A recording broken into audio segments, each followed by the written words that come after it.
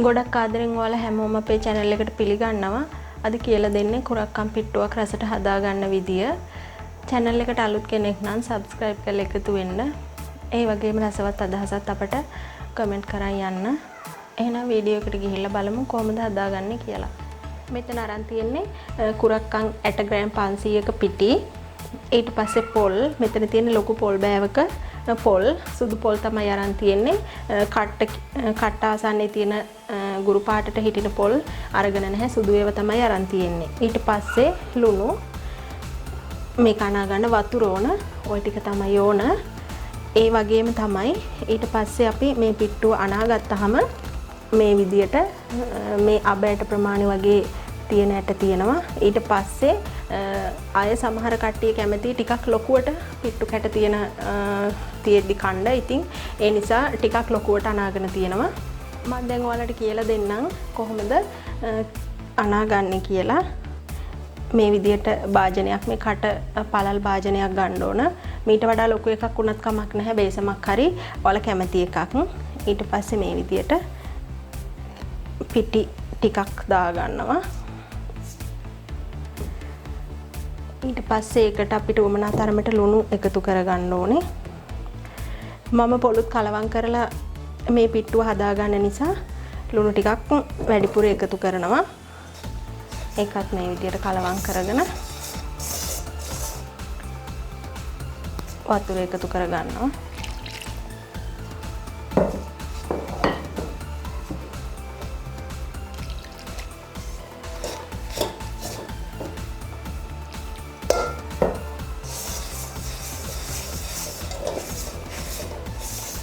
වතුර කොච්චරද දාන්නේ කියන එක හරියටම ප්‍රමාණයක් කියන්න බෑ.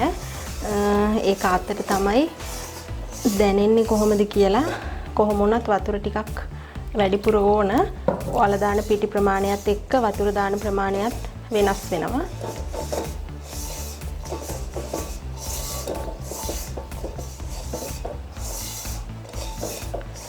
අනික තමයි අපි එක සැරයක් මේ විදියට අනන්න උත්සාහ කරොත් අපිට තේරෙනවා කොහොමද පිට්ටු කැට හැදෙන්න වතුර කොයි විදියටද එකතු කරගන්න ඕනේ කියලා. දැන් මේකේ වියලි පිටි මොකුත් නැහැ. ඔක්කොම දැන් තෙත ගතියට තියෙන්නේ. ඒ වුණත් පිට්ටු කැට කරගන්න මේ වතුර ප්‍රමාණය මදි. මම වතුර බොහොම චුට්ටක් මේ විදියට අතට අරගෙන හැම තැනටම හිටින විදිහට ඉහගෙන ආය හොඳට කලවම් කරගන්නවා. මම කලිනුත් හාල් පිටි වලින් පිට්ටු වනන වීඩියෝ එකක් දාලා තියෙනවා. ඔයාලට ඒකත් බලන්න පුළුවනි.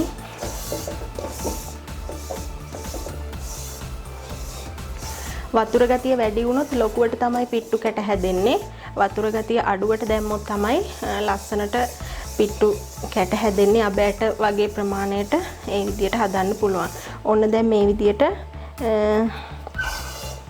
ඇති කියලා හිතෙනවා වතුර. එතකොට කරන්න ඕන මේක මීරි කණ්ඩ පොඩි කරන්න මොකුත් නෙමෙයි. ඇඟිලි වලින් මෙහෙම ඇඟිලි ටික පිටි ටික අතරට දාලා කලවම් කරන්න ඕන. මේ විදිහට ටිකක් වෙලා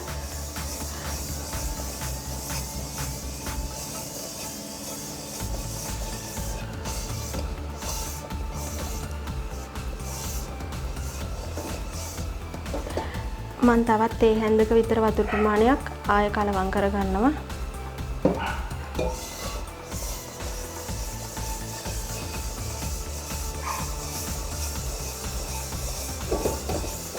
මෙහෙම ගොඩක් ලොකුවට පිට්ටු කැට හැදෙනවා. මේ වගේ වුණාට කලබල වෙන්න එපා. ඒවා අපිට පොඩි කරගන්න පුළුවන්.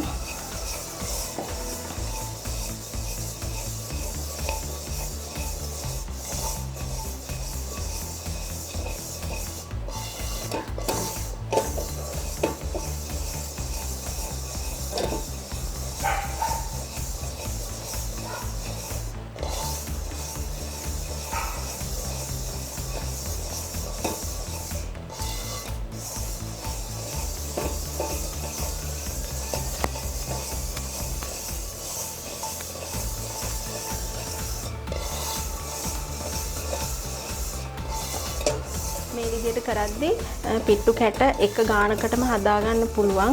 ඒ වගේම දැන් වැලි පිට්ටු වගේ දෙයක් හදනකොට උනත් මෙහෙම පිට්ටු අනා ගන්න දැනගෙන හිටියාම ගොඩක් ප්‍රයෝජනවත් වෙනවා. ওই විදියට දැන් මේ ලොකු කැට වෙනම තියෙන නිසා අපි මේ විදියට චුට්ටක් අතින් මෙහෙම කරන්න ඕනේ. එතකොට මේ ලොකු කැට ටික විතරක් උඩට බේරෙනවා. අපි ඒ ටික අතින් පොඩි කරගෙන ආය අර විදියටම අනා ගන්න ඕනේ. එතකොට ඒවත් අනිත් කැට ගානටම හැදෙනවා.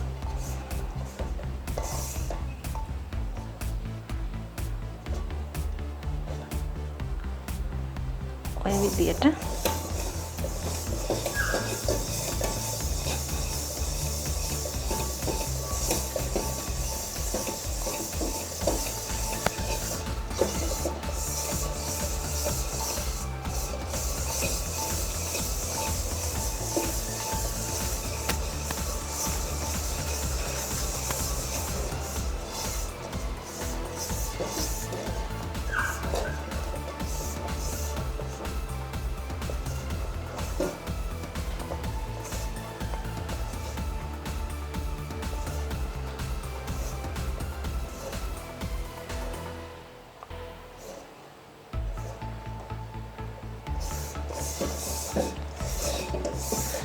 අපේ අම්මලාට කිරි අම්මලාට මේ තරම් වෙලා යන්නෙත් නැහැ. එයාලට ඉතා ඉක්මනටම මේ විදිහට පිට්ටු ටික කැට කරගන්න පුළුවන්. එයාලා පිට්ටු කැට කරනව නෙවෙයි පිට්ටු මල් කරනවා කියලා තමයි කියන්නේ.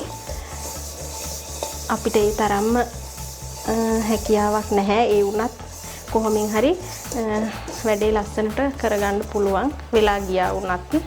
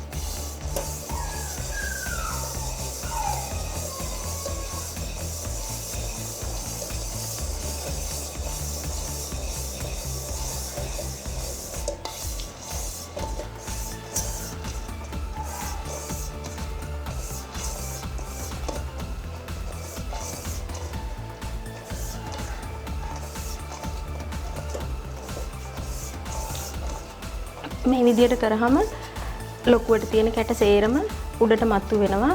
ඒව ඔක්කොම අපි අරගෙන පොඩි කරගන්න ඕනේ.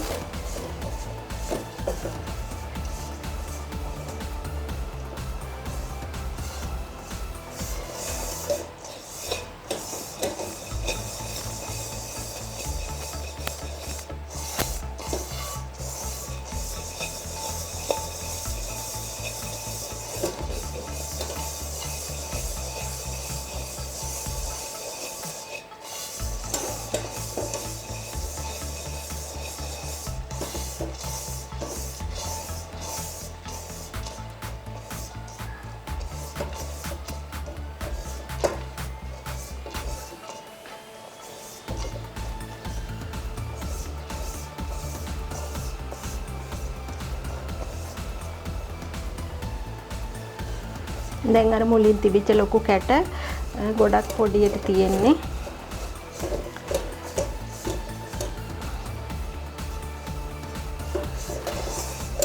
ඔය විදිහට කරාම පිට්ටු කැට හැම එකක්ම එක ගානකට රවුම් කරගන්න පුළුවනි, මල් කරගන්න පුළුවනි. ඔන්න දැන් අපේ පිට්ටු එක අනාගෙන තියෙන්නේ. අතරින් පතර තවත් ලොකු කැට කීපයක් හම්බ වෙනවා. ඒවත් ඔයාලට පුළුවන් මේ විදිහට අර මම කලින් කරා වගේ උඩට ඉස්මතු කරලා අරගෙන පොඩි කරලා හදා ගන්න.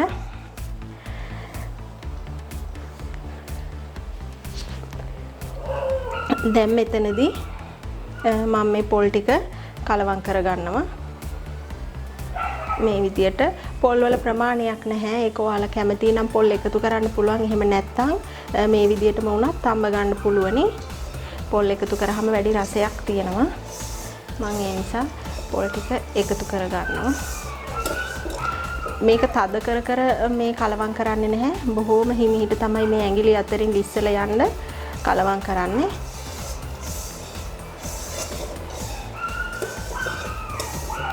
ඔන්න ඔය විදියට ඔන්න දැන් මම පොල් ටික කලවම් කරගෙන ඉවරයි. මම දැන් අනාගෙන තියෙන සේරම පිට්ටු ටික මම මේ විදියට පිට්ටු බම්බුවක් ඇතුළට දැන් දාන්න තමයි හදන්නේ. ඔයාලට පිට්ටු බම්බුවක් නැත්නම් ස්ටිමරේ වුණත් පුළුවනි. කෙසෙල් කොලයක් යටට එල්ලලා මේ විදියට දාලා තද කරන්නේ නැහැ. බොහොම සැහැල්ලුවෙන් මේ විදියට දා ගන්නවා. ගොඩක් අද කරොත් තැම්බෙන්නේ නැහැ. ඔය විදියට. ඊට පස්සේ මූලියෙන් වහගෙන ලිපේ තියාගමු.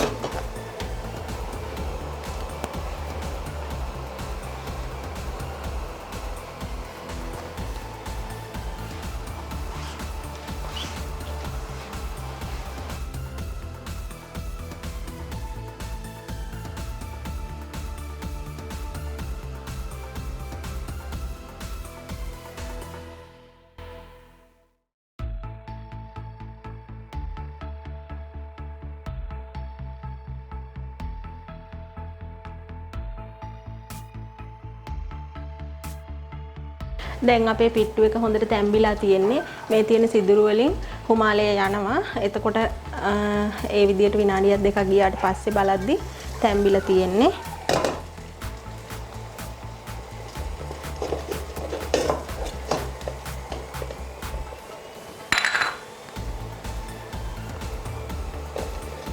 දැන් අපි මේ විදිහේ හැඳි මිටක් අරගෙන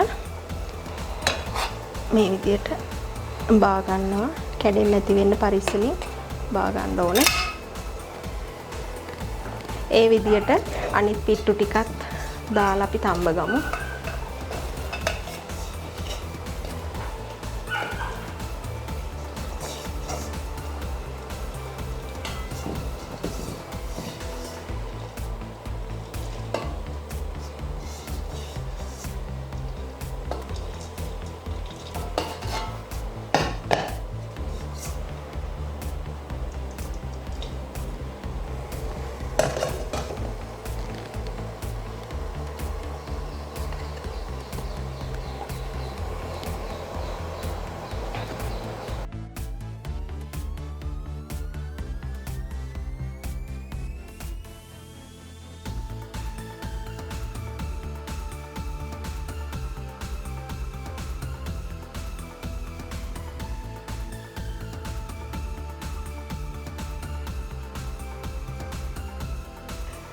මේ විදියට පිට්ටු ඔක්කොම ටික මම හදාගෙන තියෙන්නේ.